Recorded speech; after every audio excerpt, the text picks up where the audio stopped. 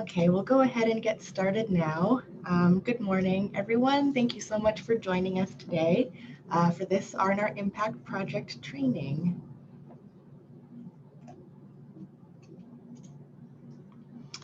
So just a little bit of housekeeping before we start. Everyone is automatically muted, but feel free to unmute yourself if you want to ask a question that way, or you can type questions into the chat. We'll pause if there's a clarifying question, and then we'll have time at the end for questions. I don't know that we'll need the whole hour and a half, but I wanted to make sure we had enough time in case we do have a lot of questions. And this is being recorded and will be posted to the R&R Impact Project webpage on our member website. And so we'll let you know when that's up and you can watch the recording at any time. So the agenda today, we're going to have an introduction from Kelly Gresh, our Director of Member Services, and Candy Duperra from Cocoa Kids. Then I'll go over sort of a history and overview of the project, how we got here. And then we'll review the tools for the data tracking and survey questions, and then talk about timeline, next steps, and go over any questions at the end. So first, Kelly, if you'd like to give a little introduction. I'm going to stop sharing my screen. Thank you, Gemma. I'm Kelly Gresh, Director of Member Services, and welcome everybody. It's so nice to see those of you here that I haven't seen in a long time. It's always great to be able to see people in, not quite person, but to see people on Zoom.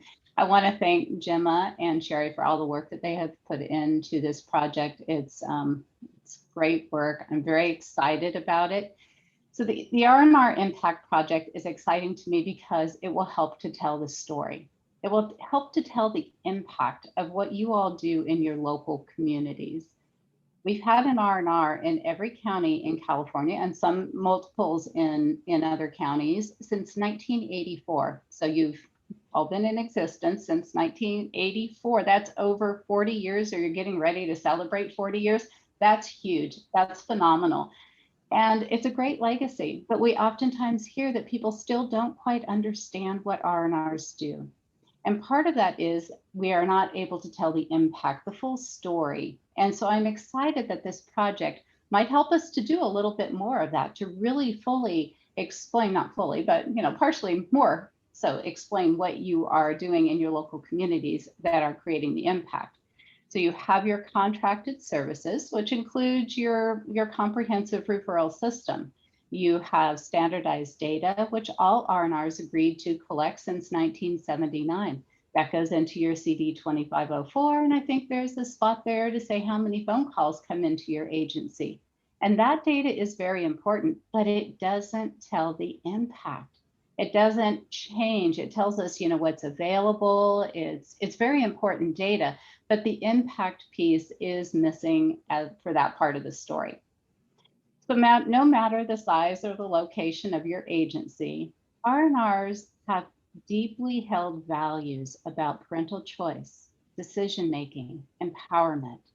You act as translators, navigators, trainers, coaches for parents and providers who are trying to understand the local and statewide childcare system. And we need a way to share. How does that impact the parents? How is it impacting the providers that you are currently working with? And so the R&R Impact Project is designed to help us collect impact data, and we'll tell more of a comprehensive story about the work that you are all doing, not just locally, but statewide. So what are we doing collectively, and how is that impact really affecting childcare choices and options in California?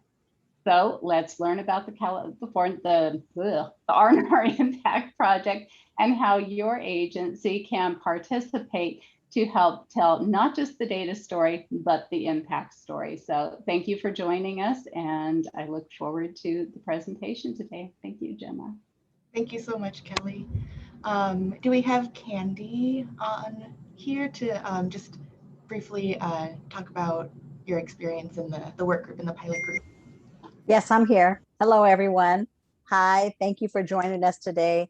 I'm just really excited. Thank you, Kelly, for setting the tone and the platform for the impacts that we have done pre-COVID, during COVID, and coming outside of COVID. I feel like our work is something to shout about, something to be excited about, something to let everyone know in our communities, in the state and the federal level, all over, that, you know, we're the ones that are essential as well as our providers, because we are the connectors, like Kelly just said, about connecting, navigating, supporting, and just being a listening ear for families and providers. And the R&R Impact Report is so valuable to the work that we do every day.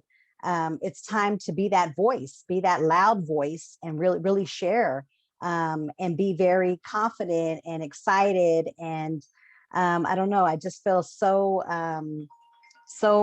happy about everything that we've done and that we're doing and we continue to do. And the CD 2504 report, it's just not gonna work for us right now. I mean, that's wonderful. We've done it for years, but this is going more deeper into the work that we do. And I celebrate it, and I celebrate all the work that you all do as well. Together, we're in this together, and we're stronger together. What we did in Cocoa Kids is that I really was excited about understanding the process of the learning when a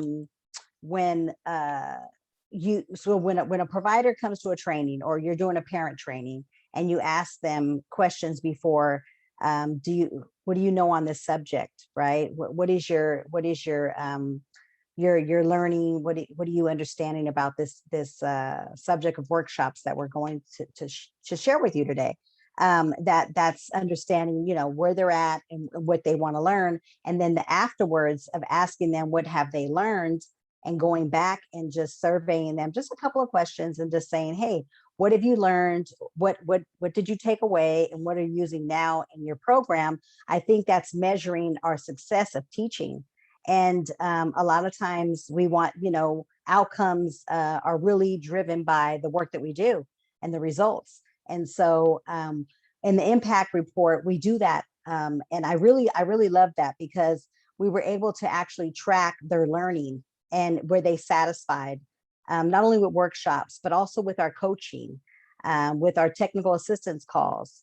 I have one of my resource and referrals. She's now the special projects coordinator, Emily Young, on this call as well. And I kind of want to let her speak on that, because she was the person that really was hands-on working with that survey. So Emily, do you want to speak a little bit and just share your how you felt about it, the work that you did with the... Sure. Yeah, absolutely. Put me on the spot, but I think the best answers sometimes come from like not having to plan for it. It was really, you know, when we started doing the impact report, it was really awesome to see that real-time data. Sorry for the growling. That's my dog stretching. Work from home. Yeah, so it's really neat to see just like how like that real qualitative data from parents and providers to really see you know, what we do, what we offer, and how that really impacts them and the decisions that they make. And you get to see it. I mean, it's not right after they receive referrals or take a training or have a TA call. You know, it is for us, like it was the next few weeks after that. It's still really wonderful to see just, you know, what they learned and what they gathered, and how much of an impact we did make. And I know that's why we call it the impact report, because that's what it's about. But it's really great to see, you know, it's been a while, you know, about a year since we did this, but to hear parents say, you know, I learned so much childcare. I didn't know anything coming into it. It's my first child, and picking out a childcare was terrifying, but the R&R counselor would really, you know, explain things to us, make it make it simple and tell us about the different types. And we really learned a lot. And so it's nice to see that feedback, that immediate feedback coming from our parents and providers. Thank you, Emily. Thank you for getting on the spot with me. I'm sorry about that, but I just wanted her to just share that, because I feel like at this point, with all of us, if we all are able to actually jump on board and really do this impact report, I mean, even as we're transitioning from CDE into CDSS, it could make the greatest impact ever for the R&Rs, because they can really see us working that whole family, that whole child approach, that whole provider approach. And that's the equity, and that's the language that we're using right now. And I feel like we, as being inclusive to all, and doing the work that we do for all, and our referrals are free for everyone. So, people say, does this cost money? And I'm like, no, this is free. So I feel like, us coming together, and if we all can jump on board and just, and this can actually work as with your grants. You can use this in your community funding and, share with your grant writers. So I hope that I sold you on this impact report today. And I hope that you are excited about it as we are. And, we're excited about the work that we all do together, and together we could be stronger with this impact report. So thank you for sharing. Thank you for having me share today. Have a wonderful day, ladies. Thank you so much, Candy. Yeah, I figured that you would do a better job explaining it to people, because you actually did it. So Candy, Cocoa Kids was part of the pilot group, and I'll talk a little bit about that, but they actually did the data collection, figured it all out. So I think hearing from them is really valuable. Share my screen again. So just a little overview. So we actually did a webinar going over a similar overview of the project. It was 2 years ago. I'll admit I forgot we did that webinar, and I'm the one who did it. So I think I'll partially blame the pandemic and having a baby, but I figure if I forgot doing it, other people probably don't remember the details. So I'll just briefly go over how we got here, and then we'll get into the details of the actual data collection. So the original goal was to bring back the Other Services Data Project, which the R&Rs have been doing for years, but we wanted to use a results-based accountability framework, which is the impact piece. So what difference did the work make? Instead of just looking at the input, like all the work that you were doing, what was the result? And so in 2019, February 2019, we asked R&Rs to volunteer for a work group. We had 14 agencies. And in the work group, we used the RBA framework and created an outline. And from the outline, created data tracking tools, survey questions. And then we had a webinar explaining the project and inviting R&Rs to participate in the pilot group. And we got 12 agencies in that group. And we met monthly from, I believe it was July 2019 until March 2020, until the pandemic hit, and then we put it on hold. We were going to roll this out a year ago, but that's why it's been on hold since then. And in the work group and pilot group, we really wanted to balance additional work with maximum benefit. So we're not collecting things that aren't meaningful and valuable, and everything that we included, we think adds value. So we also decided to capture the full impact of R&R. So the Other Services Project was just what you leveraged with the your R&R dollars. So it's everything outside of what you're contracted to do. We decided for this, we want to show the full story. And to do that, it's everything the R&R is doing. It's what you're doing from, it's the referrals and what you're contracted to do, SIP and all that, but then also everything else. So anything that that R&R touches is included in this. We could talk about this a little bit more too, but the funding sources, we're not going to get into the details of like exactly where the funding is coming from. If there's any R&R dollars that are a part of the service, you can include it here.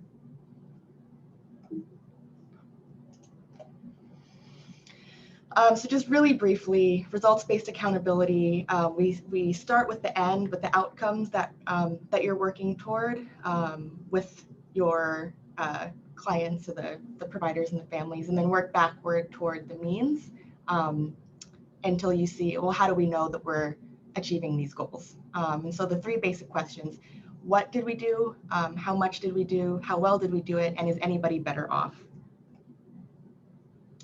So this is how we created the outline. Started with the populations, and the two populations that we decided that the R&Rs, that we wanted to focus on are providers, all types of providers, and families or parents. We didn't decide on children because they're not actually the population that you're working with, and it's not reasonable to get child outcomes. So then from there, we look at the outcomes, which is, okay, how do we, the outcomes are, what are the goals, right? What are we trying to change in the communities? The indicators are, what does that look like? How do we know that that's changing? The activities are what you're doing, your trainings, your referrals, all of that. And then the measurements are, okay, what's the exact measurement of how we know that this is changing? So that's like asking people, did this help? Did this increase your knowledge, et cetera? So this is the two populations, right? Providers and families. These are the two outcomes that we came up with. So for providers, provide safe, high quality care for children, and increase and sustain supply of a mixed delivery childcare system. And then for families, the two main outcomes, every family has a unique childcare plan that fits their needs, and families have the resources they need to care for their children. So from there, for each outcome, we looked at how do we know that this is happening? So for this outcome, the first indicator is providers have knowledge of child development and are able to implement this information. And then these are the activities you do to help. How do we know it's changing? Self-reported change in provider knowledge of child development. And then the second measurement, self-reported change in provider ability to implement what they've learned about child development. So they have the knowledge, they can implement it. And then this is the how much and how well piece. And so we decided for this, how do we want to count how much? And we would count the number of providers in attendance. And then the quality, it's the self-reported satisfaction with the training or workshop. And then also the range of topics and languages. And then similar for the second activity. So I'm just going to bring up the outline. I'm not going to go through the whole thing in detail for the sake of time, but this is on the webpage, and I think Sherry has already put the link to the member page in the chat box. If not, she'll do it now. So you can review this at any time, and we can come back to this if people have specific questions, but this goes through each outcome, each indicator, the activity. This is just sort of the base of how we came up with everything else. So data tracking tool, yes. Okay, so from here, we created a tool to track all of this data that we've decided in this outline that is important to show. So this is the data tracking tool, and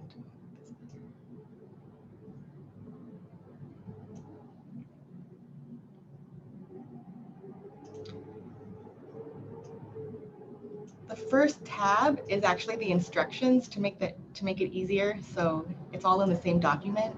I'm gonna, sorry.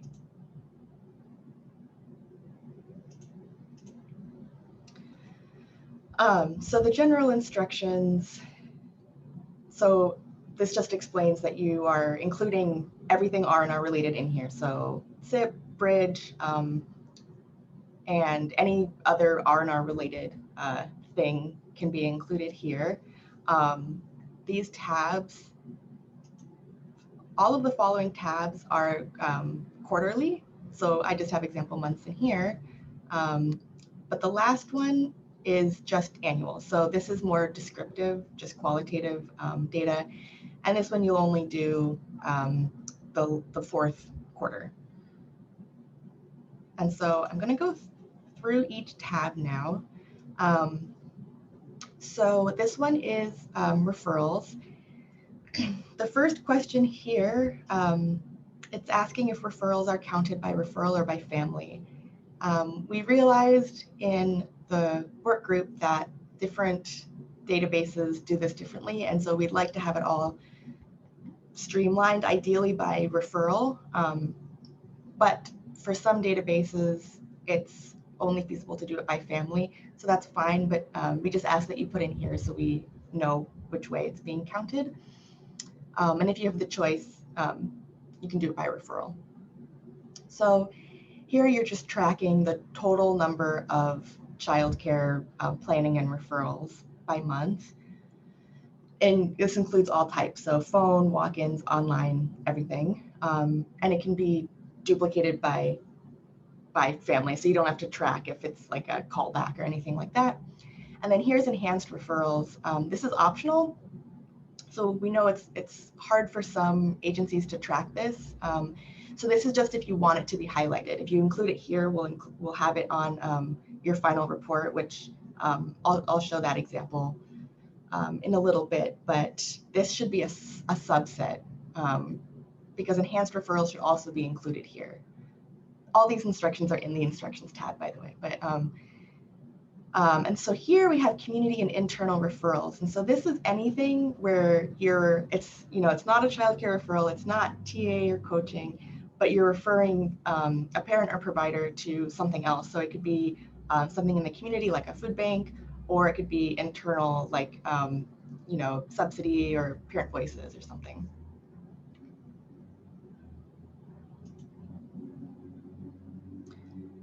So this next tab is the training and TA piece. So it might look a little intimidating at first, but I'll go through this all. So this first piece here is trainings and workshops. This includes classes, support groups, anything like that.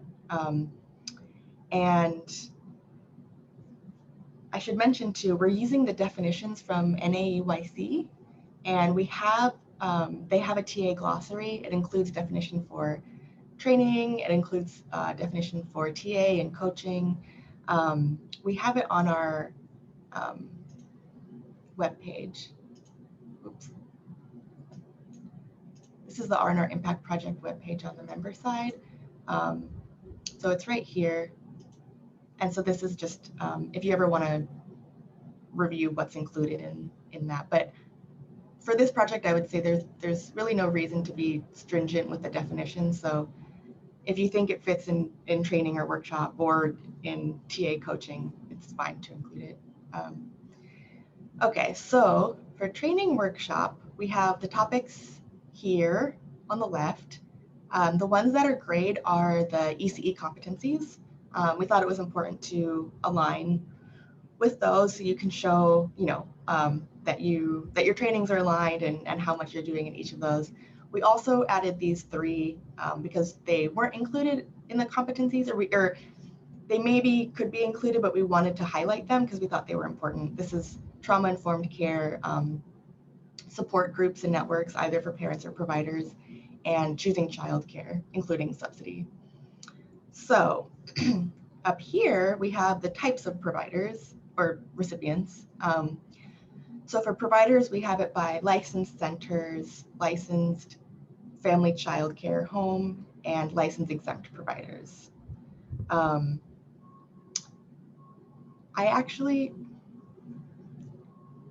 just realized this shouldn't say license. I'm sorry about this. I'll change this. But for centers, this is basically any center staff. It could be an exempt center, but anybody, it could be a director or a teacher or an assistant or whoever. If it's at a center, it goes here. If it's a licensed family child care provider, they'll get counted here. And so these are licensed exempt providers, individuals, and this could either be a, like a trust line person, or it could be a pre-licensed family child care provider. It's just anyone that currently doesn't have a license would go here. And this is parents. So this count can be duplicated multiple ways. It can be duplicated by topic. So often you'll have a training or workshop that doesn't just neatly fit into one of these. It'll be maybe 2 or 3. So you can actually count multiple times. So if you have a family child care provider who comes to a training in July and it includes administration and child development, you can count them here and here. The other way they can be duplicated is if they come multiple times. So maybe they come to 2 workshops in July. The other workshop is, has these topics. So they're counted again. The other way they could be duplicated, and I don't think this happens very often, but let's say there's an exempt provider who is coming like equally as a parent and a provider. So you can ask them in the survey questions are, how they're identifying as a parent or a provider. If it's really both, that's fine. You can count it as both. So that person might get counted here and here. But it sounds like this won't happen very often. So the reason we did it this way is to see sort of the breadth and the reach of who you're reaching and the topics that you're including. We also thought it was important to get an unduplicated count here. So that's why this line is here. This is unduplicated by topic and by participant type, but it can still be duplicated if they come back multiple times. This is just because it's time consuming to track everybody and track if they've been there before in that month or that quarter, or so we just decided not to do that. So for example, this provider, this family child care provider, they came to this one workshop, right? That was 2 topics. That would just be counted once. And then they came back again for another workshop. That would be counted twice. And so here they'd be 2. I think I'll pause here and see if there's questions because this can probably be a little convoluted. So feel free. Hey, Gemma, we do have a question in the chat box. So someone asks, are we tracking potential providers or students? So these would be people not currently serving families. Yes, definitely. Yeah. So they would just go under license exempt, or maybe it might be helpful actually to add in here like pre-licensed, just to make it clear. It is in the instructions, but it might help to have that language. So yeah, if they're not currently caring for children, we definitely want to include them, and they would go into this category. Someone is confused about the TA piece. Maybe you can go over it a little bit. Yeah, we'll get to that one. Lower. Okay. And then is the spreadsheet set up to correctly add participants? Yeah, so we do. Was that the question? Oh yeah. Okay, yeah. We do have it, it'll auto-populate the totals here. Yeah, so that should make it a little easier. Was that it? Okay, and then we have one more question. So the total number of participants cell is not the sum. They would have to write in the own number of unduplicated participants, like the 2 that you just wrote. Yeah, so this is yeah, it won't be a sum here because, for example, this would be it would sum as 4, but we just want to count that person twice. So this, you would get this number from looking at basically just the attendance for your workshops or trainings. Oh, and we have one more question. This person asks, are they supposed to exclude SIP or is it included? Yeah. Oh, and I should have mentioned this with the referrals too. For the referrals, include all types of referrals. So bridge referrals, CPS referrals, everything. And then with the trainings, include the SIP trainings in here as well. So you can include, you know, any bridge funded trauma trainings, SIP trainings, all of that. Good question. Okay, those are all the questions we have in the chat for now. I'm going to move on to the language and TA. So for languages, Oh, actually, sorry, Gemma, we have one more question. For the number of referrals, can they take that from the CD 2504 report? Yes, great question. Yes, it should be the same number. And so luckily, a lot of these things you are already tracking and reporting for some of them. So yeah, so to make it easier, you can just use the exact same number. And I'll talk about this in a little bit, but we're going to have the same timeline for reporting too. So to kind of keep that easier to remember too, same reporting timeline as the CD 2504. Okay. So for languages, this is straightforward. You're just tracking the languages that the trainings are offered in. So you can count a training as more than one language if you have, some people have like translation services or technology. And so if you have a training in English, but you have some providers there that have a Spanish translation going, you can count that as English and Spanish. And then we'll have the totals here. And then if there's, so this is just the 6 most commonly spoken languages in California. For any other language, just list it out here. So if you have, or something. And then if you have more, you can keep listing it.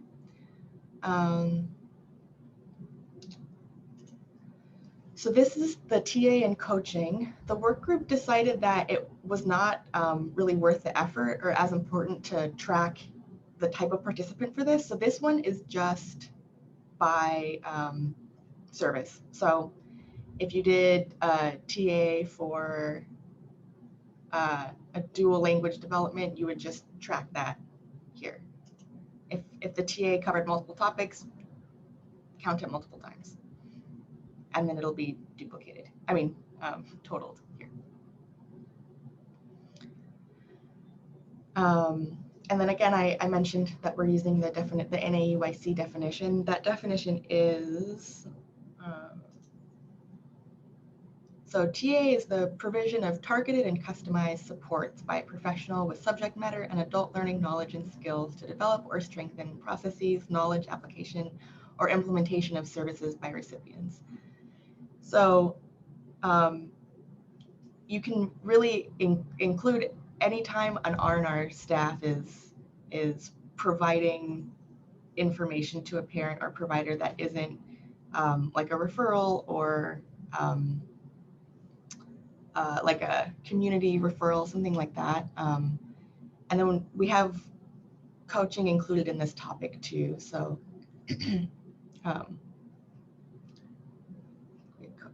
yeah, so coaching, relationship-based process led by an expert with specialized and adult learning knowledge and skills who often serves in a different professional role than the recipient, designed to build capacity for specific professional dispositions, skills, and behaviors focused on goal setting and achievement for an individual or group. So the definition is pretty wide, and you know, you can always ask me if you're not sure if something should be included, but more likely than not, it probably would be. Are there any questions on the language or TA? Yeah, we do have a few questions. So this person asks, if there's a TA that doesn't fit in any of the topics, could there be another line? Oh, interesting. So we thought we covered, we thought we did a good job covering. I would, do they have an example? No, but this person can share an example. That'd be great. And so if this comes up, yeah, you could feel free to ask me and we can try to see if it does maybe fit in one. If this is coming up a lot, Hi, Gemma. It's Donna Marie with Hively. Do you mind if I ask a question here? Oh, please do, yeah.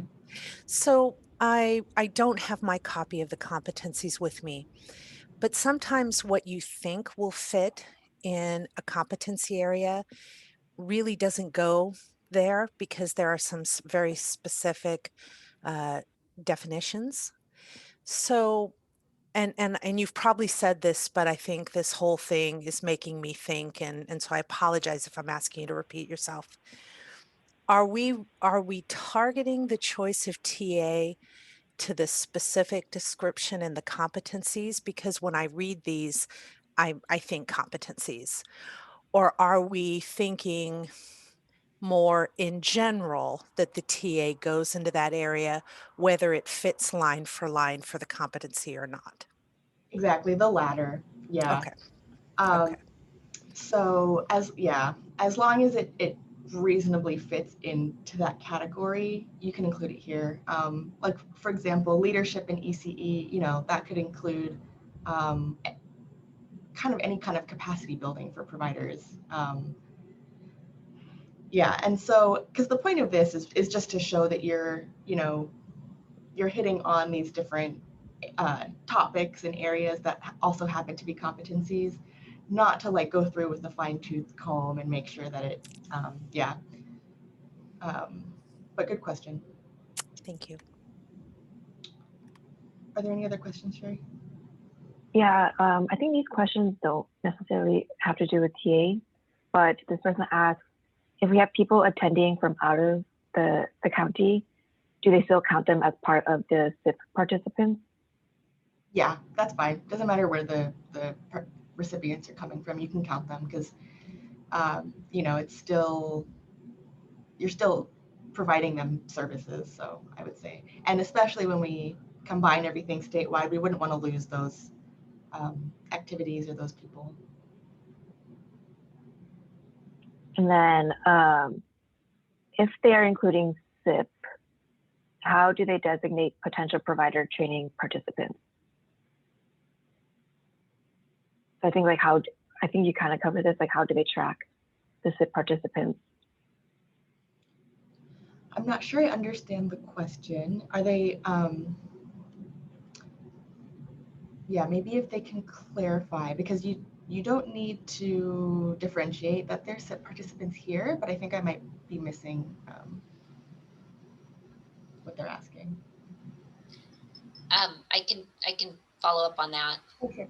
This is Kelly from Child Action. My question was if the training participants are potential licensees, they're not exempt providers, they're not working as a provider yet, are we putting them as a licensed family childcare home at the point that they're taking that training, even though they're not licensed yet? And they may never become licensed if they decide it's not for them. Yeah, so I'm gonna add this in here because this should say this, I think. License exempt and pre-licensed. So basically, Okay. this category is anyone who doesn't currently have a license. Because we definitely want to capture providers who are not necessarily providers yet, but you're still, helping them through that process. So so we'll change this to make it clear that it encompasses the pre-licensed as well. Yeah. Okay. Anything else, Sherry? So some people have asked about or gave examples of TA topics that might not fit into one specific topic. Do you want to go over those or? I think we're gonna keep going, and then that might be like an offline conversation, or if we have time at the end, maybe we can go through that. Okay, so this tab is collecting this is like the impact piece. This is the results. So, you've tracked all of these activities you've been doing, referrals and trainings and workshops and TA. And so this is tracking, did it make a difference? This is the RBA piece. And so the only way to get this data is to ask the participants with the survey questions. So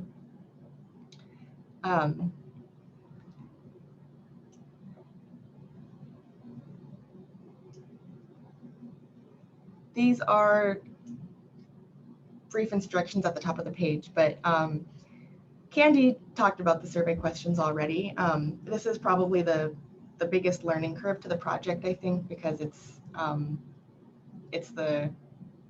most of the other tracking I think people are already doing to some degree, but the survey questions are new for a lot of people. So these questions correlate to the results and quality part of the tracking tool. So this is the results. This is, did you learn more? Are you able to implement this? The quality section is their satisfaction. This is answering the question, how well was the service done? So, oops, sorry, it's that one. We have the questions written out that everybody can use here, but if you'd like to change the language in any way, just to make it more like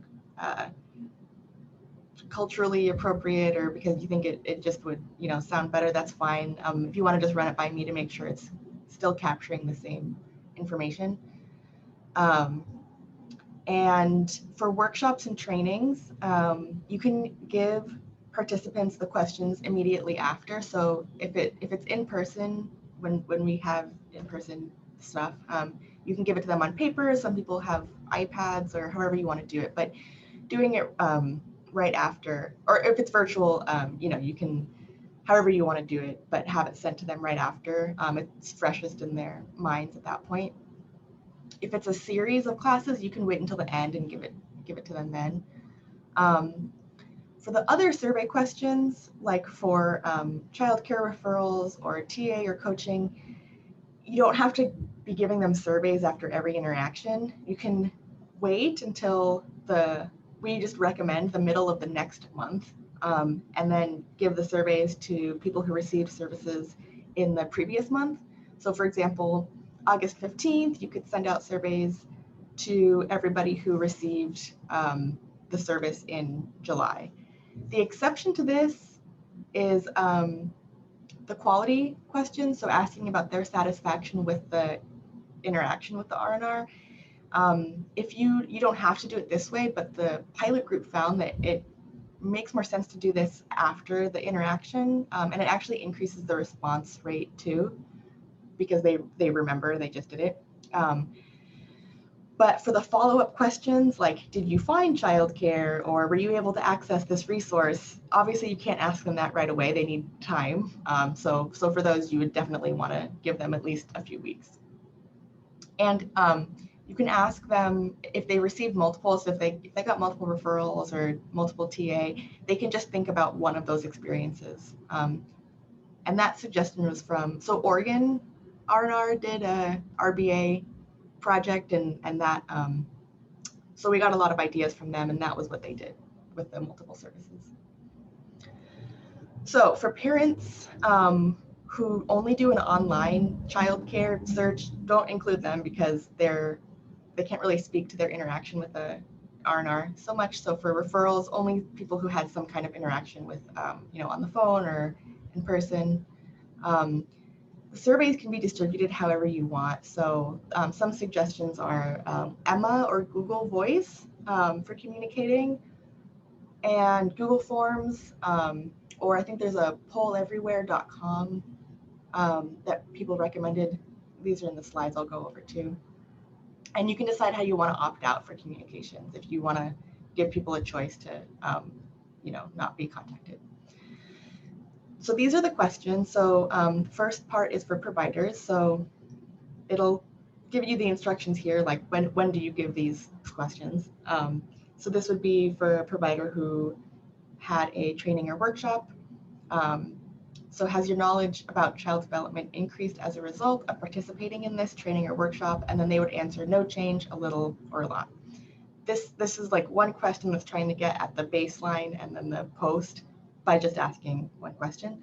And so we have this separated by child development and health and safety. And this is because of the outline we created.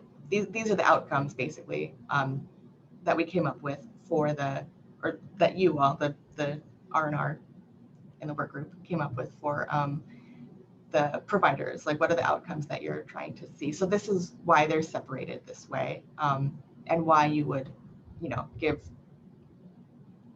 you would have to decide if the training or workshop is child development or health and safety related, so that we can show the impact in those outcomes.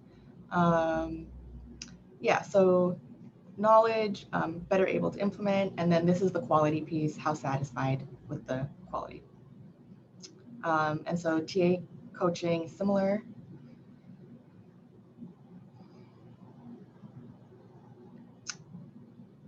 This is around, this is for providers around opening or maintaining a childcare business, because this was one of the indicators, I should say. Do you feel better able to open or maintain your childcare business after the interaction?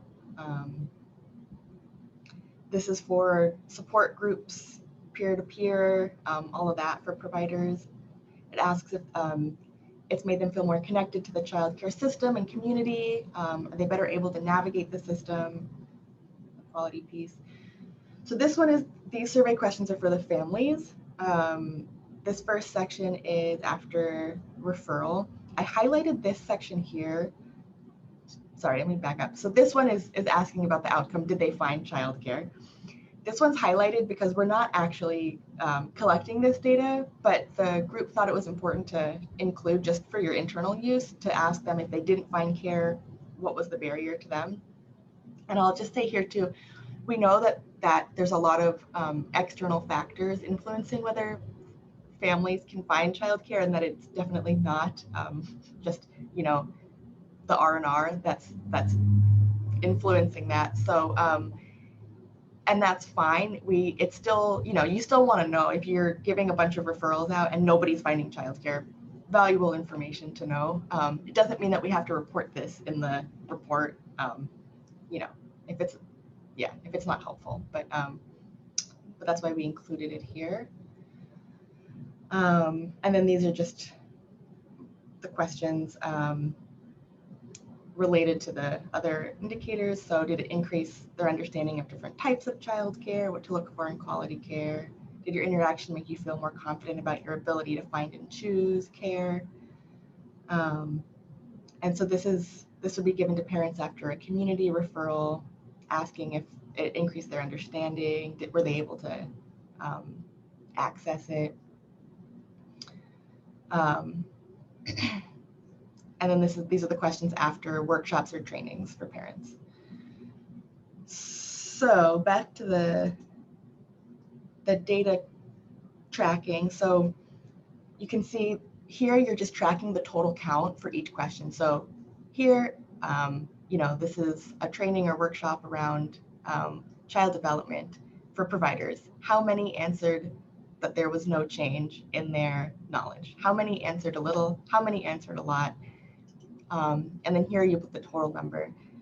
The reason I don't have a sum here is because we can kind of use this as a way to make sure that there's no errors if this doesn't add up here. But this would just be the sum. And yeah, so these all just correlate to the survey questions in that document. These are the provider questions. These are the parent questions. And then these are the satisfaction or the quality questions. So for providers, were they satisfied with the training or workshop? Were they satisfied with the TA or coaching? And then for parents, satisfied with the childcare referral, training or workshop, or TA coaching? And you would, same thing, just put the total number of people who responded for each one, and then the total. Okay, I'll pause there. I apologize if that was kind of fast to go through, but let me know if you have any questions or want me to go through any of that slower. Gemma? We do have a few questions in the chat. Oh, sorry.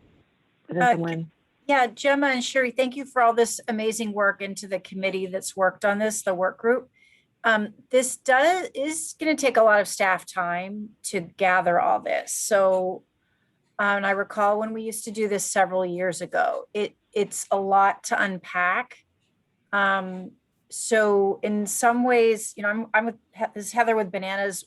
We are doing surveys on some level already. So I like, Gemma, you're saying that we can connect with you offline to see, okay, do the surveys that we're already pushing out to parents and providers, is that going to be satisfactory? And then we're presenting in aggregate to you though, because a lot of times providers and parents are not filling out the surveys, but we still want to count them. Yeah, so I'm gonna go over a lot of this actually when we continue in the slides, but yeah, response rate is something I'll talk about.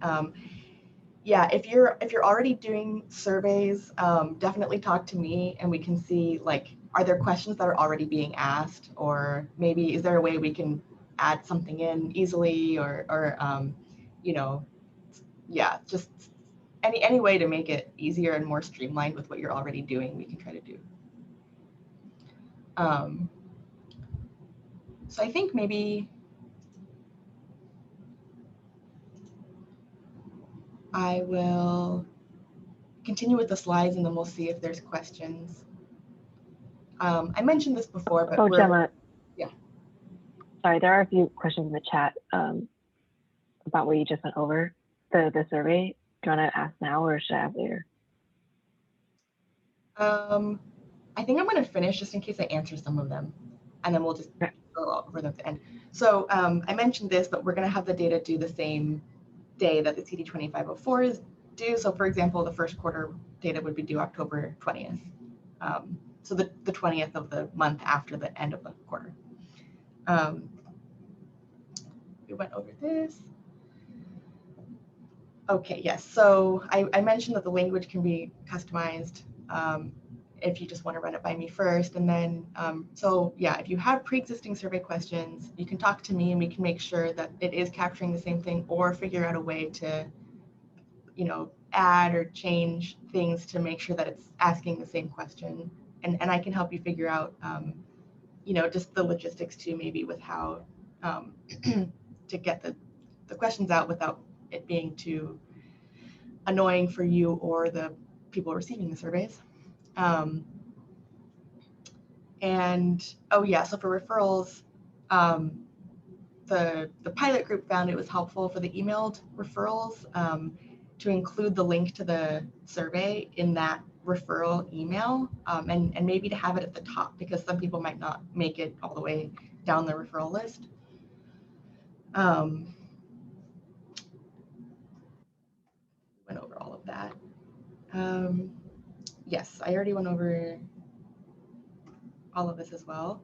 So these are suggestions that I mentioned, but this is these are some free online survey tools. So Google Forms, this includes Survey Logic, so you can actually just have one form for everything, and you can have them, you know, are you a parent or a provider, and then it'll go to those questions, and then, you know, what did you go to a workshop or whatever, and then it'll go to those questions. So people found that helpful. Polleverywhere.com you can use, it's free, and it also sends text messages. And then for communicating with the recipients, there's a software called Emma, which is free. There's also Google Voice, which you can text through that number, and people can use it on a computer. So those are some suggestions people had. So these are some other recommendations from the pilot group related to data collection. So it sounded like what was helpful was to have like a pyramid structure to collect the data. So you have a point person for each project, and then you have one main point person. And so they'll be the ones to collaborate or combine everything together each quarter. Some people had a master sheet that was separate from each manager's sheet, and each manager's sheet would populate the master sheet. So whatever works for you, but these are just some ideas that were helpful for the pilot group. Okay, so response rate. I think it can be really discouraging when you're only getting a handful of responses and you're sending out a lot. So after the preparing for this project and doing research with what Oregon did and with RBA in general, just to like temper expectations, you're not going to get 100% response rate, and you're probably not going to get 50%. We're really happy if you even get 10% or more than 10%, which sounds really small, but when we're aggregating for the whole year and with the whole state, it makes the response rate more robust. And we tried, this was probably one of the hardest pieces that the pilot group had, was getting the response rate higher. And they tried different ways, different incentives. Someone had a quarterly raffle. Someone gave an incentive for each survey response. I forget who this was. If you're on the call, feel free to speak up. I think it was like a $5 Starbucks gift card or something. And even then, the response rate wasn't even close to 100%. It's okay. So it's okay, do the best you can, and don't get too discouraged if it's lower than you'd hope. But I'd say 10% at the minimum as a goal. You can ask local business. Someone did this. They asked, like, I think their local Starbucks to donate an incentive for a raffle. One thing that helped was calling and asking the survey questions, which at first I wasn't so sure about, because people might not give the most honest answers if they're on the phone talking to someone, but they made sure it wasn't the same person that gave them the service, and it was far enough in the future that they felt like it was okay. Another challenge was getting contact information. If someone just calls really quickly or they call and they really quickly have like a TA question, to get their contact information was hard, but with some staff training, and if you have a script that staff uses, if you just include it as part of the script, like a reminder, we're going to send you a survey, or ask them for their contact information, that was helpful. Okay, so this was shared out before, but I'll show you again. So if you participate in this project, you collect all this data, what do you get out of it in the end? So this is an example. Not all of this data is real, but we used Cocoa Kids as an example here. This is what you'll get for your agency, and if we hopefully have statewide participation, we'll have this for the entire state, so we can say in California this is the impact R&R had. So we'll have your logo here, and here this is basically the whole data tracking tool, just visualized. So we have the referral piece and community and internal referrals here, and this is the results, trainings and workshops for providers. We have the results here, and the N here will show, so we're not making it sound like all 2,000 providers answered the survey questions. We'll show here how many, so that we're being transparent. Here we're showing the range of topics and type of provider. And here, this is the TA and coaching by type of provider and topic. So for parents, trainings and workshops by topic. And yeah, TA and coaching. And then these are the results. These are the languages.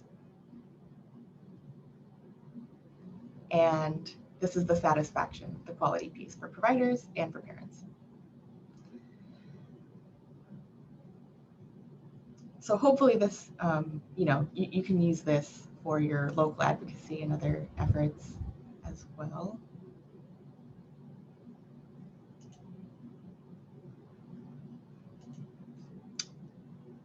And so for next steps, I'll be sending out like a 2-question survey just to get the point of contact for this project. Just So we make sure that we're, emailing the right person who's going to be working on this project. If we don't hear back from you, we'll just default to the DSP contact. But if you can respond, that would be great, so we know that it's the right person.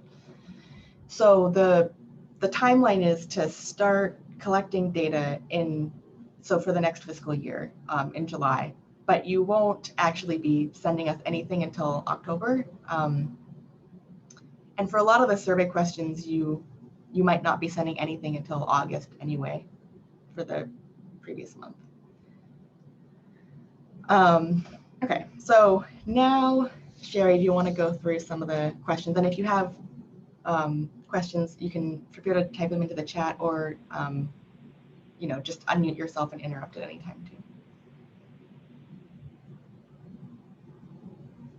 Yeah, so this question is about the survey. Will there be a translation provided for the survey questions? It would be very helpful if there was. Yeah, we're gonna have a Spanish translation that'll be posted on that webpage soon. You can ask if there's another language that they're needing or asking about as well. Yeah, I'll keep an eye in the chat.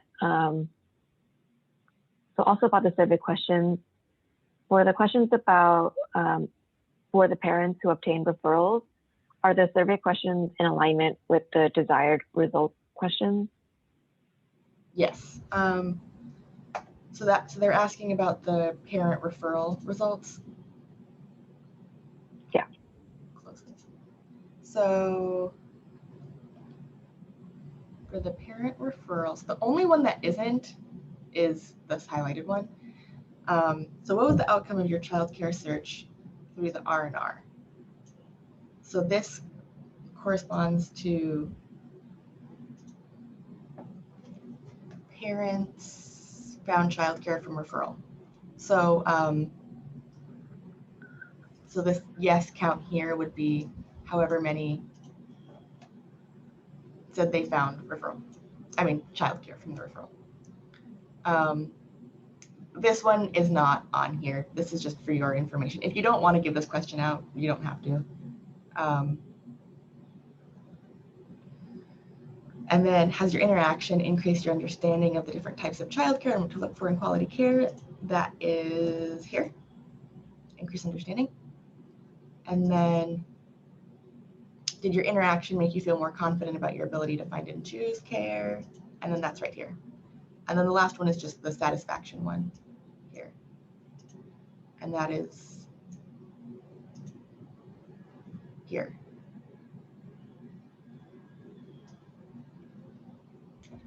Oh, another thing I'll say too, just with the response rate, we tried to make the questions as minimal as possible. So each person is only going to be getting maybe 2 to 3 questions. The parents getting referral would get the most, but yeah, so 2 or 3 for the most part. And we're hoping that also increases the response rate and makes it easier to combine or align with what you're already doing. Oh, and actually, I'm just going to go over this last tab too. So this is just the annual one, but this is just asking if you have a resource library, if you have a mobile library. This one is optional. If you want to describe just the impact that your resource or mobile library has had, like just a narrative, and if you want to include numbers. And then this is a place for you to highlight, just like in a narrative, anything exciting that you did that year that wasn't captured in the numbers. So any community partnerships or policy initiatives or things like that. So we can keep going through the questions. Sherry, there's more. So some people have replied about the survey languages, and looks like Chinese, Spanish, and Hmong are some languages that people would need for the survey. But Kelly also had a great recommendation. She said that if there's a translation happening across an R&Rs, it would be great if they can share it with everyone. Yes, thank you for saying that, Kelly. Yeah, so the Spanish, we already have had people translate, and we'll share that.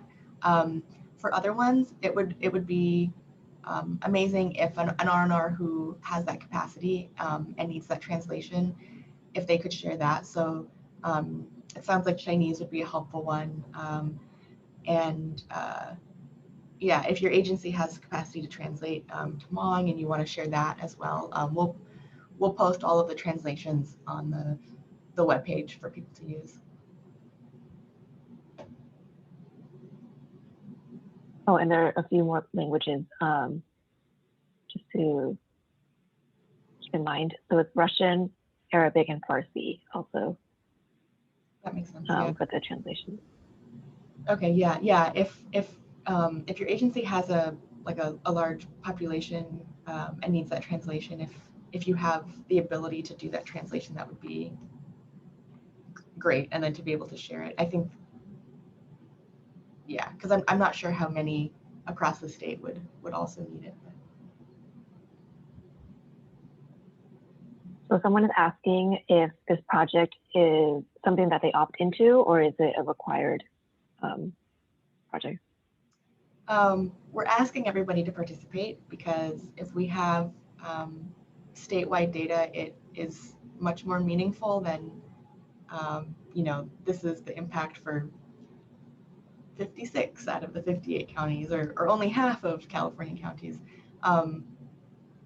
So we're, it's like the DSP where we're asking everybody so the DSP, which turns into the California Child Care Portfolio, we ask everybody to participate. We encourage everybody, and we do it for, the benefit of the RNRs, and it helps with all types of advocacy.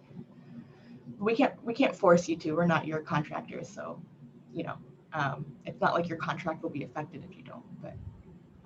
But we hope that you also find this valuable and choose to participate. This is a follow-up for the languages translations.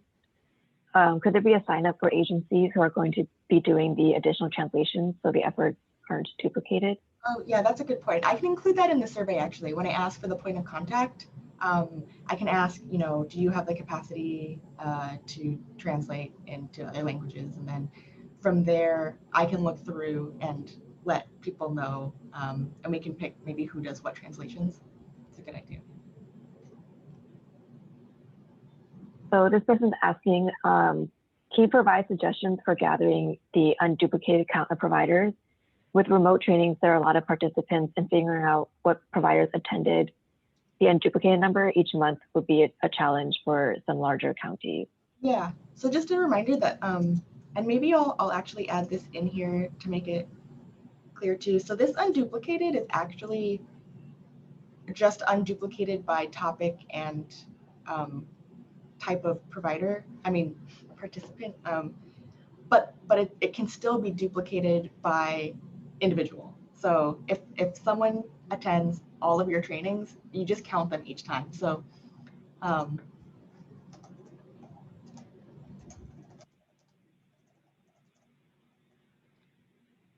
there's no need to track if they've been there before, because the work group figured, or the pilot group figured, it was a lot of work and effort and didn't actually matter in the end. Yeah. This question is about the report, the example report for the COCO kits that you were sharing. Is this a feature that the network will compile for the RNRs into that report, or yeah, so something that they will have to do? No, we'll do it. Yeah, we'll create this. It's like with the portfolio too. We create your county page, and then we have the California. We aggregate together and have the California page. So it'll be similar. So if you participate, this is your reward. Part of it is you'll get this each year. And then this question is, do we count all technical assistants, parents, and providers? Yes. Yeah, everybody. And then this person says, it would be helpful to add to the document what numbers are expected to be duplicated versus unduplicated. Oh yeah, so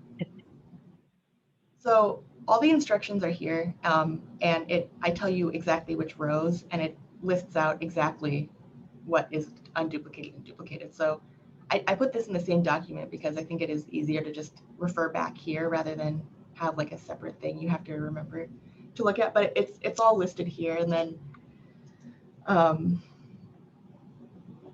put, you know, duplicated here. I could put duplicated here too. Yeah. I guess my suggestion would be just to look back at the instructions, and it's I think pretty detailed on what can and can't be duplicated.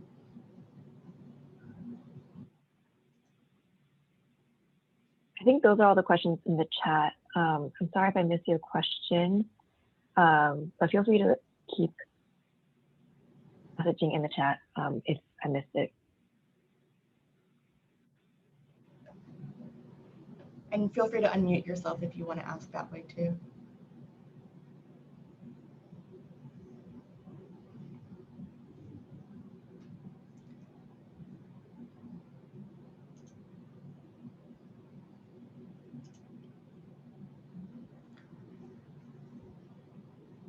So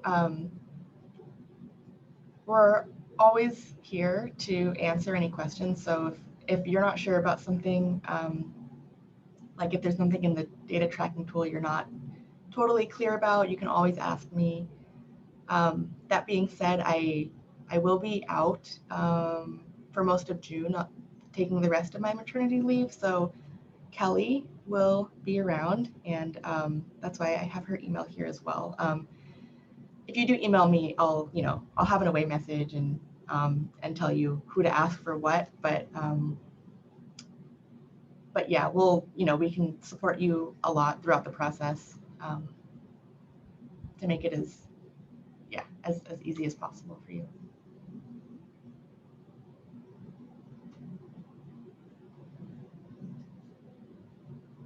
I don't see any other questions in the chat for now. Okay, great. Well, if you think of anything, again, feel free to send me an email. Yeah, I know we're excited about this project, and I forgot to say this before, but a huge thank you to everybody who was in the work group and the pilot group, to those R&Rs.